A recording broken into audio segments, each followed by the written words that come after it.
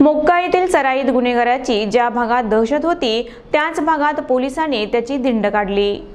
नांदेड शहराजवळील विष्णुपुरीमधील प्रभाकर हंबर्डे हा सराईत गुन्हेगार आहे। 10 पेक्षा अधिक गुन्हे त्याच्यावर आहेत। मोक्कातून जामिनावर बाहेर आल्यावरही त्याने एका व्यक्तीवर शस्त्राने हल्ला करून लूटमार केली होती। काही दिवसापूर्वी पोलीस पकडण्यासाठी गेल्यावर त्याने पोलिसावर बंदूक रोखली। पोलिसांनी त्याच्या पायावर गोळी झाडली होती। ज्या विष्णुपुरी भागात आरोपी प्रभाकर हंबर्डे याची दहशत होती त्या भागातून पोलीस निरीक्षक ओमकांत चिंचोळकर यांनी त्याची धिंड काढली।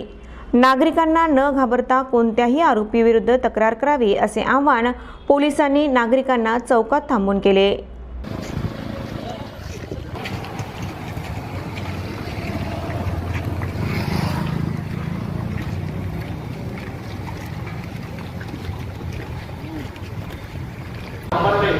याने विष्णुपुरीमध्ये मोठ्या प्रमाणात गुन्हे केलेले आहेत। याच्याबद्दल 10 पेक्षा जास्त गुन्हे पोलीस स्टेशनमध्ये दाखल आहेत। जर याच्याबद्दल कुणाला काही तक्रार असेल, कंप्लेंट असेल तर आपण पोलीस स्टेशनला येऊन तक्रार करू शकता।